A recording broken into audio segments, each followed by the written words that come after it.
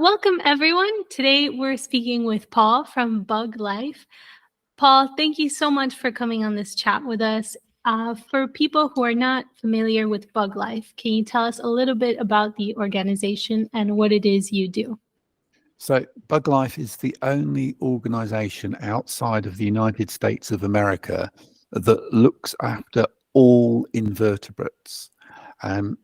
So that's literally everything from jellyfish to spiders and everything in between. So it's a huge number of organisms. You're actually looking at somewhere between 2/3 and 3/4 of all of the known species on our planet, even if you throw in plants and bacteria, are invertebrates. So it's a huge number of things to look after.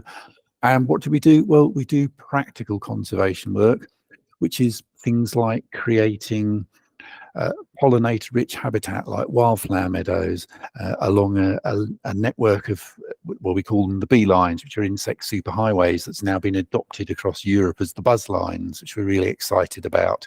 Then we do things like peat bog restoration up in the Scottish lowlands, actually. Again, really nice, positive thing. That's all about soils. Then we might do work with individual species that are at risk of extinction. A classic example would be something like the ladybird spider, which was originally found sort of in southern England, probably all the way from the New Forest down to Land's End. And when we started work on it, was found on literally one site in the Dorset Heathlands. And that site was about the size of a tennis court. So really small area. Over a period of just over 10 years, with captive breeding and translocation preparing new sites, we're pleased to say that it's now viable on 19 sites. So we feel that that has now got a viable population, if you like. So that's a really positive outcome. And then, of course, we'll campaign to save sites that are really important for invertebrates that are at risk of being developed. And we'll also campaign in terms of trying to get legislative change, particularly things like pesticides and getting their usage limited, that sort of thing. Yeah, super interesting. Why did you decide to join Buglife? What is your motivation for doing this work, basically, waking up every day and doing this? Well, I've always had a keen interest in conservation, in wildlife, in organic issues, really. As a child, I had a little bit of garden that my parents let me have, and I was always accused of growing weeds because I just love growing wildflowers in it. So it's sort of been there from a very young age, I guess, being interested in that as something to do. And opportunity came along to join a charity like Buglife, and it was just too good an opportunity to pass up, particularly because although these are essential building blocks for all life on our planet, they are very much overlooked and ignored by people. So it was quite a challenge to get people enthused about and interested in and wanting to do something to save these species. But in a way, I almost liken them to, if you're in a big company and you've probably got an admin team and a finance team, and what do they contribute to the company? They don't bring in money, do they? But if you took them away, you'd certainly notice they were missing. And that's exactly where bugs fit in. We tend to ignore what they do, even though the fact is, without them, so much of life as we know it just wouldn't happen. If you just took away pollinators, 1 in every 3 mouthfuls that we eat would disappear. And people, oh yeah, apples, pears, plums, but it's much more than that. It's even things like carrots and parsnips would not be there if it weren't for pollinators, because they wouldn't be setting seed. So we'd have them this year, but next year there'd be no new plants to eat. So just the pollinators alone would have a dramatic impact. And that's before you get into things like the role of dung beetles and their ilk. One of the biggest complaints you'll get from people is about sort of dog poo on the pavement. Now, imagine how much poo there'd be outside if there weren't any dung beetles eating it up. It'd be disgusting, wouldn't it? Yeah, I rest my case as to why they're so essential and so important. My first impression of Buglife when I first saw you guys' website was the quote that is on there, like, so if all mammals or humans would disappear right now from Earth, the Earth would just continue being, basically. Not much would change for us, obviously, but for the rest of the world, not. But if all the invertebrates would somehow disappear, we would have a serious problem. Like probably not food in like a month from now or something. That's very interesting how big the impact is of all these different species on our day-to-day life. Yeah, I mean, there's the pollination aspect, there's the whole conditioning of our soils, the breaking down of dead materials and turn them into nutrients that allow our plants to grow. Virtually everything we do is dependent on them. Between invertebrates and plants, all life on Earth is dependent, and without them, the rest of the life on Earth wouldn't happen. But as that quote says, if you got rid of the vertebrates, there'd be very little difference for the planet. The planet would carry on. We'd still have water and all the conditions needed for life. We just wouldn't have the vertebrates anymore. Yeah. And again, with your organization, how it does something so unique, like you said, it's something that people don't really take into account. And going through your website, it seems you do a lot of events, and one of them that really caught my attention is that you go to, you organize things for education for kids. Could you tell us a little bit about that? Yeah, I mean, we think it's really important to engage with people when they're young, and young people are often far more receptive to bugs than people once they get a bit older, because they haven't yet developed that fear, and I guess bugs are kind of down at their level. So it's a great age to start engaging them, and we've provided all sorts of materials. We do great school packs around pollinators and things you can do around pollinators in school, and a lot of our projects involve lots of public engagement activities, which would include going into schools, giving talks about bugs. We'll play things like bug bingo. If the weather's bad, then you'll just do it by projecting pictures of bugs up. But if the weather's good, you send them out on a bug hunt. Who can fill out their card first? Ladybird, bee, things. So very, very simple things to find, but just interactive ways to get people enthused and engaged and interested in bugs. In fact, earlier today, I was on a chat with a businessman, and he said to me, one of my kids was at this school you did this these pollinator fit counts with, and as a result of that, she came home and she was going on and on about it, and she made me and my wife do it, and because of that, I suddenly got an appreciation about what bugs are about. So by getting to the children, you are also potentially getting to the parents. And I say this was a business person who's in a position to potentially support some of our work. So by talking to the kids, you can have a really big impact. Which species or which different bugs are currently not doing so well, or are endangered, or who need help, basically? What does that currently look like? The picture, I'm afraid, is very, very bleak. We have a citizen science survey called Bugs Matter, which measures the abundance of flying insects. And it's based on a survey that was done back in 2004. And that was all done with paper and pens. It's now an app on your phone, so it's a lot easier to take part in. And it basically measures bug splats on number plates of cars when they're going on journeys. And it's based on the old adage, when I was a kid, I remember my parents used to have to stop the car and wash the window off, and it doesn't happen anymore.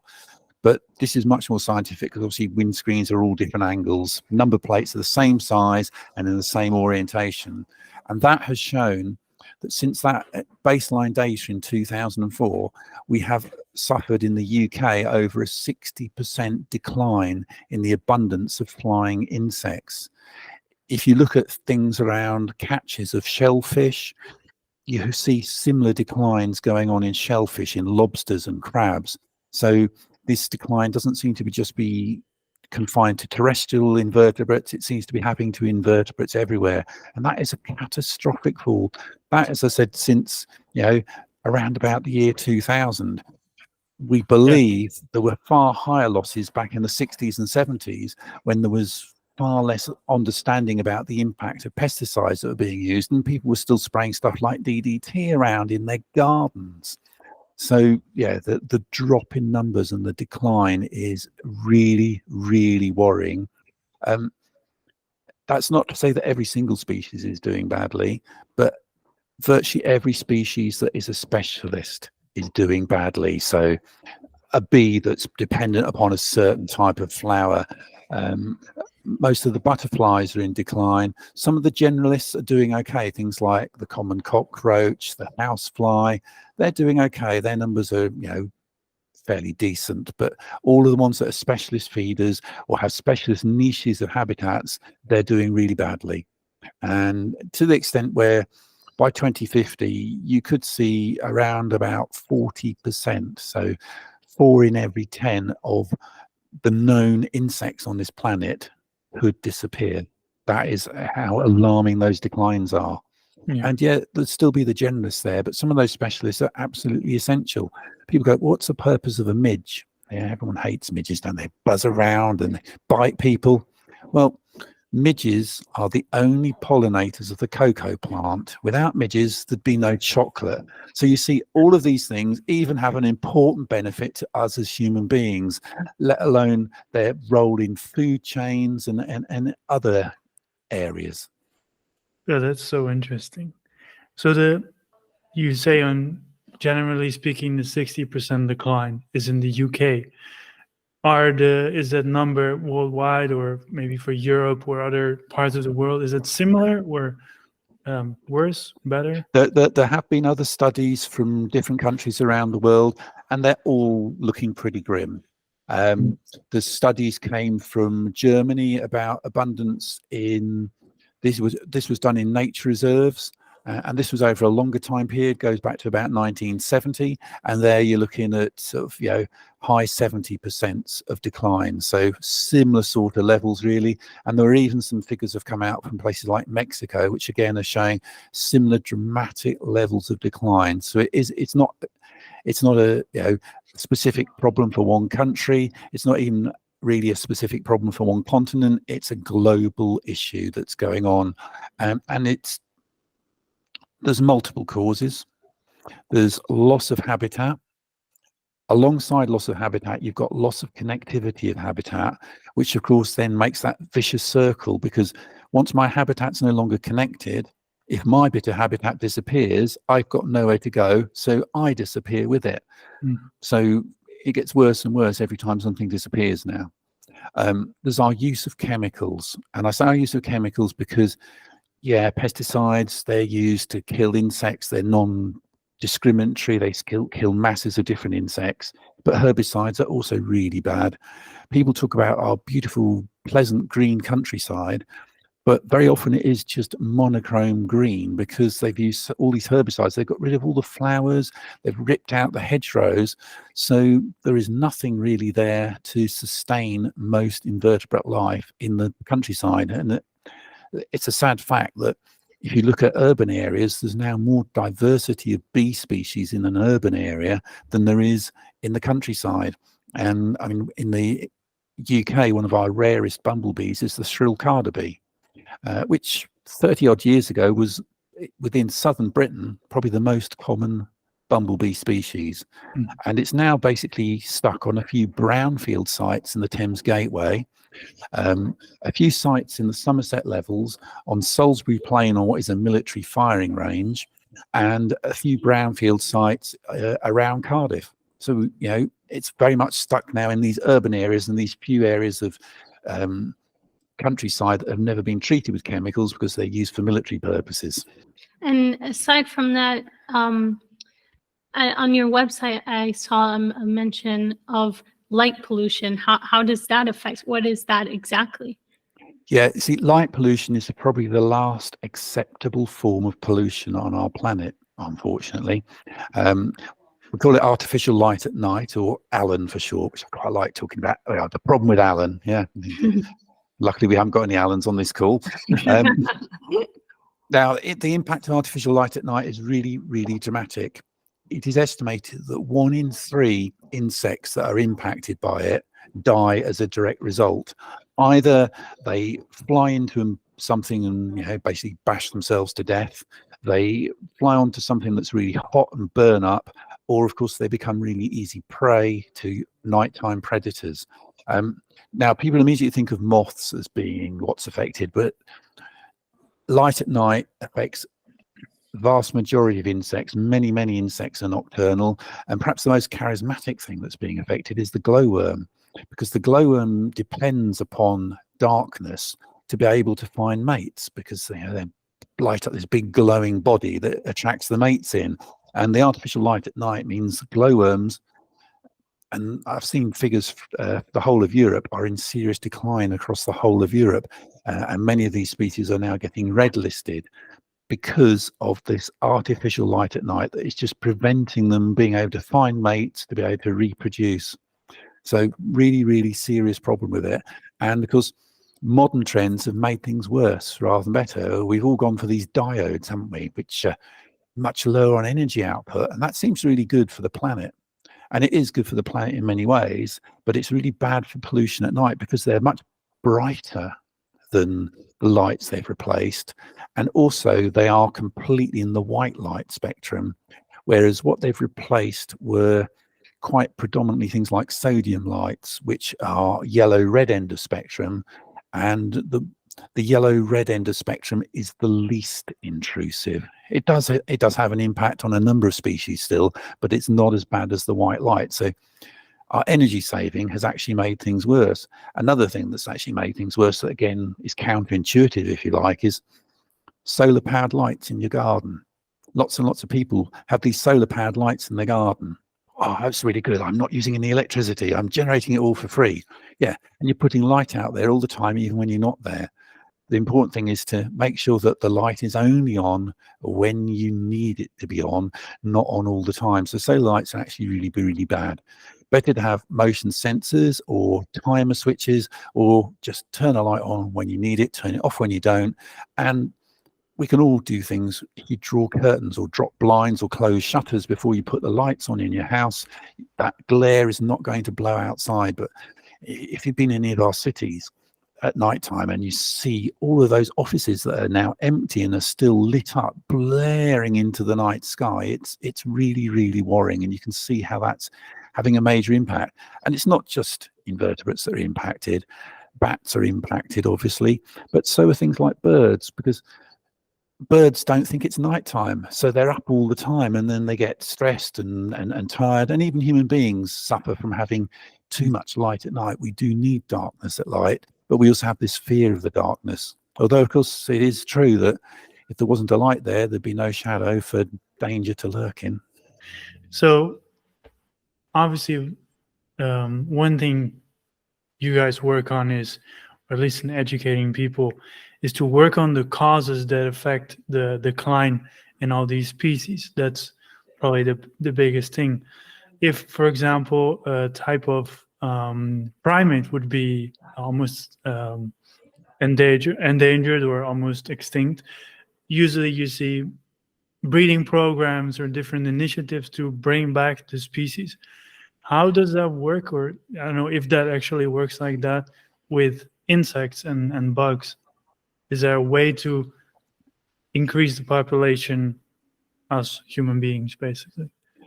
So with a few of our projects, we have actually done captive breeding of certain insects and then translocated them onto sites. And there's also been, where there's been sites where there's a large abundance of them, you can sometimes collect some and move them to another site. The key thing is that you've got to have a receptor site that's got the right conditions on it ready before you move things there, because a lot of these insects were widespread once upon a time. They're not now. So you need to understand, why are they no longer widespread? Because there's no point captively breeding them and releasing into somewhere that they can't survive.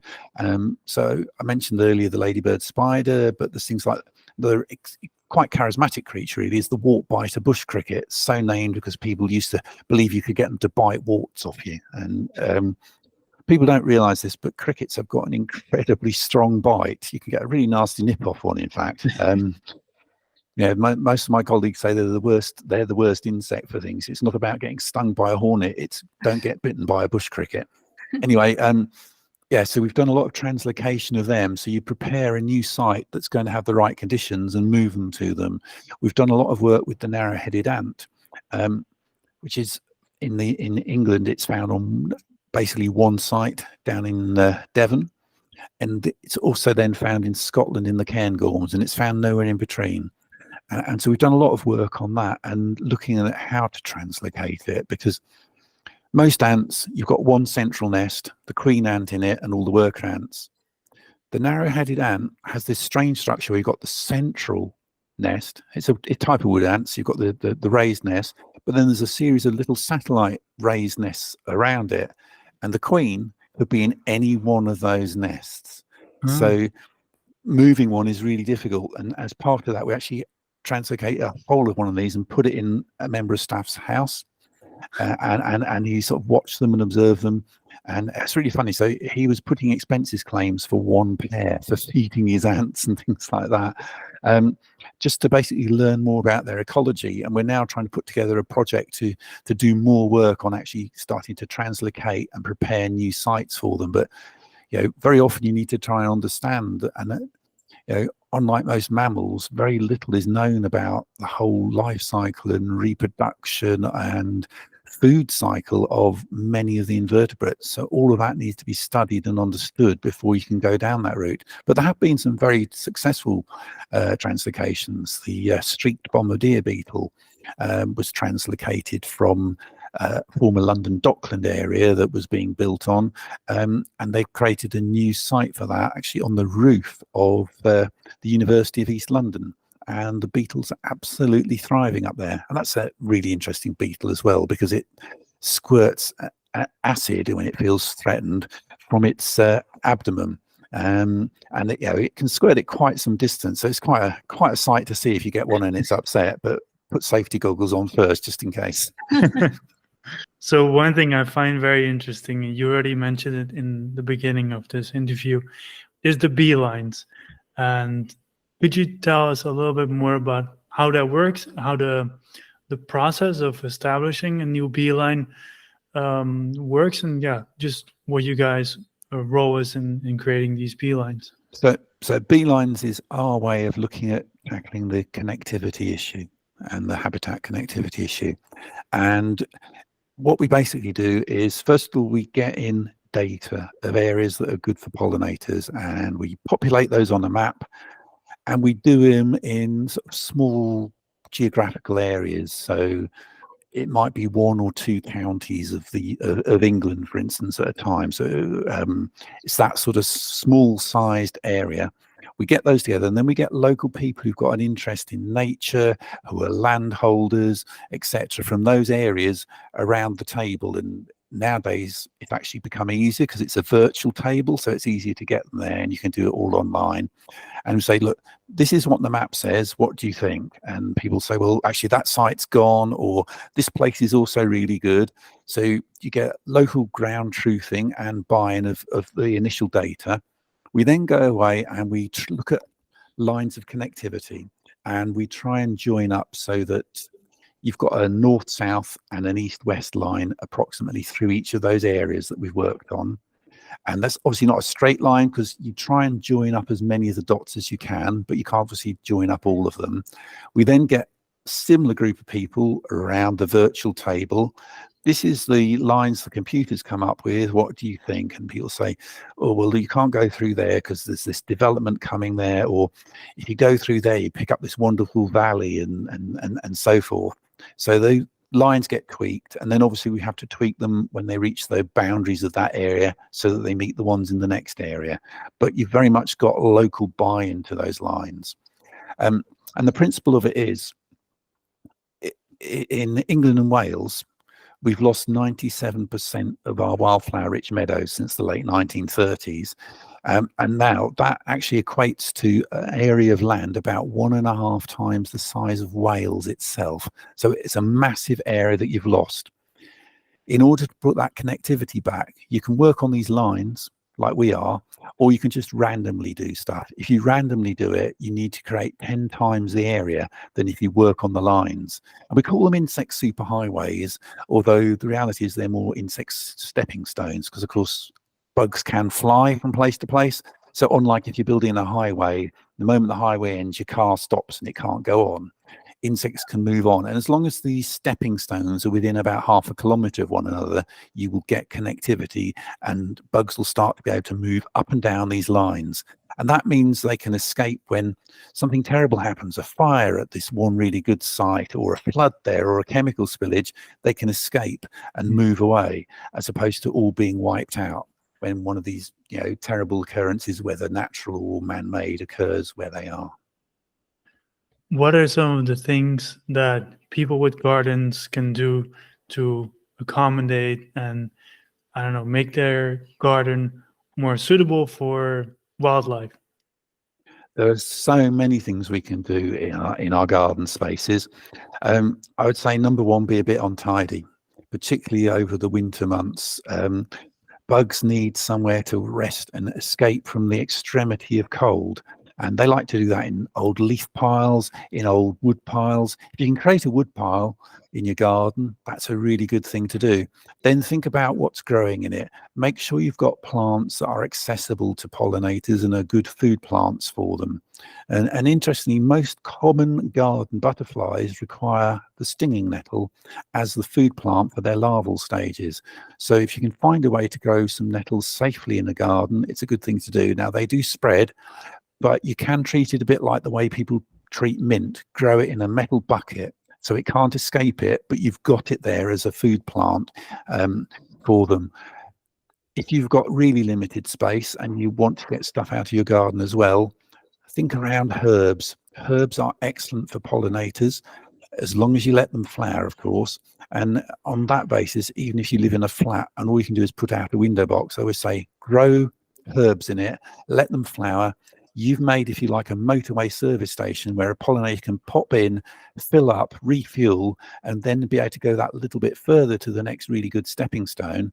And at the same time, you can put your hand out the window and pick some herbs, put them in your food, so you enjoy them as well. And we've got a win-win situation. So lots and lots of things we can do. And I suppose number one thing is do not use pesticides or herbicides in your garden. There is absolutely no excuse for it. You are not dependent on the food that comes out of your garden in the way that farmers are for a livelihood. You really don't need to. And if you stop using them and you're growing vegetables, you will find probably within a year, you get that symbiosis comes in where the predators and the pests counterbalance one another, and you're still able to harvest and grow perfectly adequately for your needs and all your family's needs within the space you've got, be it an allotment or be it a garden. What are some of the objectives or goals you and Buglife are working towards for the next couple of years? What is the future going to bring? We're looking to deliver the beelines network. That's one of our chief goals at the moment. So we're looking to actually deliver on the ground on the beelines network. We're also looking to get involved in mapping buzz lines across the whole of Europe to make sure that that's all done by the proper method, and we'll then look to have those deployed.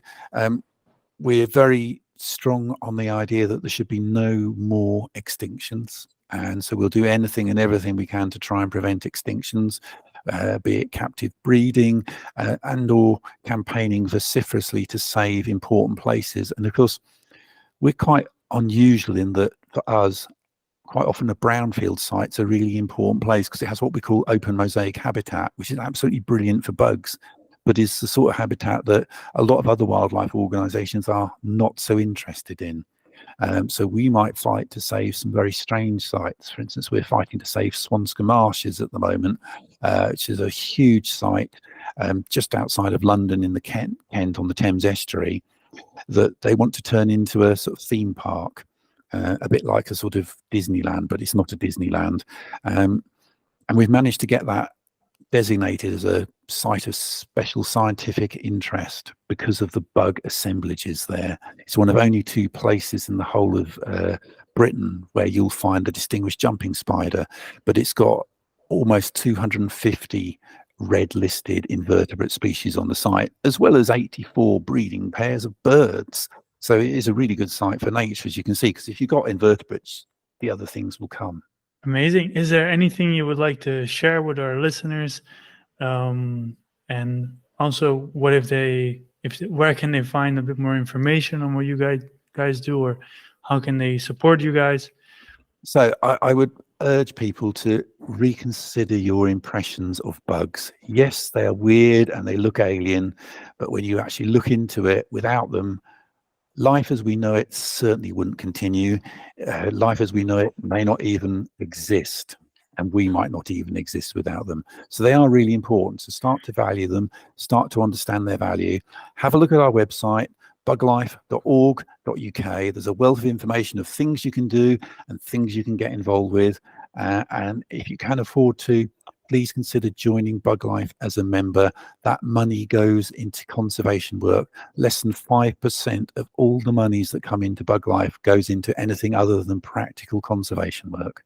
That's amazing. Thank you so much for this lovely chat. We learned a lot. And yeah, thank you so much for all your knowledge and sharing your message with us. Thank you. Thank you for inviting me on. It's been a pleasure.